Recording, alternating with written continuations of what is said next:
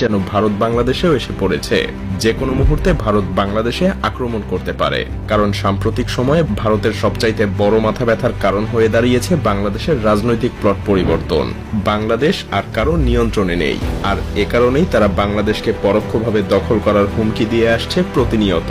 যদিও এগুলোকে রাজনৈতিক বক্তব্য বলেই উড়িয়ে দেওয়া যায়, কিন্তু আসলেই যদি ভারত এমনটা করার চিন্তা করে থাকে তাহলে কি পরিস্থিতি দাঁড়াবে? বাংলাদেশ কি পারবে পৃথিবীর চতুর্থ বৃহত্তম ভারতের মতো সামরিক দানবের মুখোমুখি হতে, নাকি নতুন আর একটা গাজায় পরিণত হবে? নাকি ভারত বাংলাদেশকে আক্রমণ করলে নিজেই বিভক্ত হয়ে যাবে, আলাদা হয়ে যাবে সেভেন সিস্টার? আজ চলুন সেই বিশ্লেষণই করা যাক। ভারতীয় সেনাবাহিনীর সংখ্যা প্রায় 13 লাখ, যা চীনের পর পৃথিবীর দ্বিতীয় সর্বোচ্চ সৈন্যের অধিকারী দেশ। তবে ভারতের সেনাবাহিনীর একটা বড় অংশ তাদের অভ্যন্তরীণ নিরাপত্তায় নিয়োজিত আছে।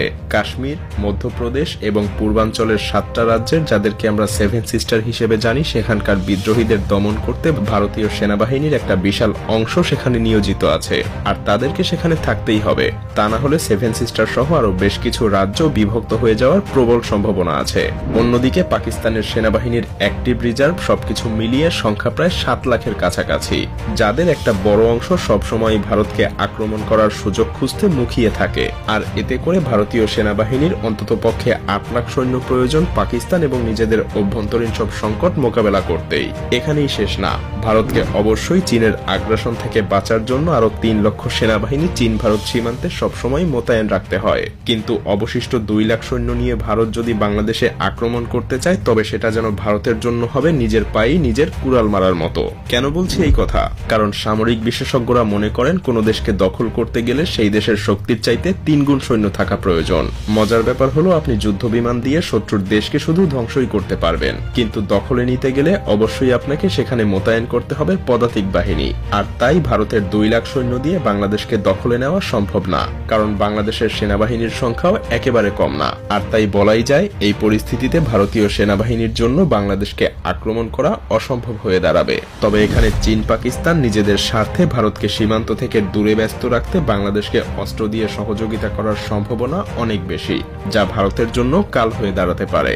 কিন্তু ভারতের সক্ষমতা কিন্তু এখানেই শেষ না, কারণ তাদের আছে পৃথিবীর অন্যতম আধুনিক এবং বিশাল শক্তির বিমান বাহিনী। তবে মজার ব্যাপার হলো, তাদের সেখানেও রয়েছে বেশ দুর্বলতা, কারণ তাদের পর্যাপ্ত যুদ্ধ বিমান আছে ঠিকই, কিন্তু লজিস্টিক সহযোগিতা করার সক্ষমতা অতটাও নেই। কারণ ভারতীয় বিমান বাহিনীর কাছে মাত্র 10টা হেভিওয়েট পরিবহন বিমান এবং 30টা মিডিয়াম ক্যাটাগরির লজিস্টিক বিমান রয়েছে।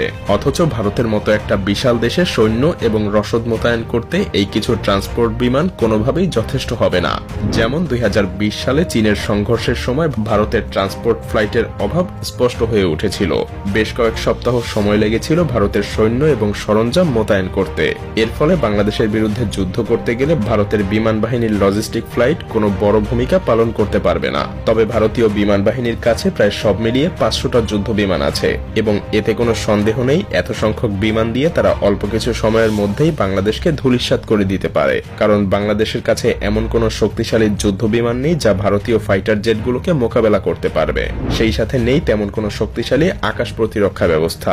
তবে এখানেও ভারতের জন্য বিপদ রয়েছে, কারণ ভারতের বেশিরভাগ যুদ্ধ বিমান কাউন্টার স্ট্রাইক মিশন পরিচালনা করতে সক্ষম না। হ্যাঁ, ভারতের কাছে আছে 270টা SU-30, এছাড়াও MiG-21 এবং জাগুয়ার ফাইটার জেট। কিন্তু মজার ব্যাপার হলো, এগুলো বর্তমানের আধুনিক যুগে কিন্তু বেশ পুরনো মডেল। ভারতীয় বিমান বাহিনীর একমাত্র কার্যকরী অ্যাটাক মিশন বিমান হলো মিরাজ 2000 এবং ডাসাল্ট রাফায়েল যুদ্ধ বিমান, কিন্তু এদের সংখ্যাও প্রয়োজনের তুলনায় খুবই কম। তাছাড়াও ডাসাল্ট রাফায়েলের মতো যুদ্ধ বিমানগুলো কিন্তু বাংলাদেশে ব্যবহার করার মতো সুযোগ নেই, কারণ ভারতের কাছে মাত্র 36টা রাফায়েল ফাইটার জেট আছে, এবং এগুলো মূলত চীন এবং পাকিস্তানকে মোকাবেলা করার জন্য প্রতিনিয়তই ভারতকে প্রস্তুত রাখতে হয়। তাই বলাই যায়, ভারতীয় বিমান বাহিনীর জন্য বাংলাদেশে ব্যবহার করা যেতে পারে এমন যুদ্ধ বিমানের সংখ্যা খুব বেশি না। ভারতের বিমান বাহিনী একদিকে যুদ্ধ বিমানের সংকটে ভুগছে, অন্যদিকে পাকিস্তানের কাছে রয়েছে বিপুল সংখ্যক জেট এবং F-16 যুদ্ধ বিমান, যার সামনে ভারতীয় রাফায়েল যুদ্ধ বিমানও যথেষ্ট কার্যকরী হওয়ার সম্ভাবনা খুবই কম। এদিকে চীনের বিমান বাহিনীর তুলনায় ভারতের বিমান বাহিনীর সামরিক শক্তি অনেক পিছিয়ে।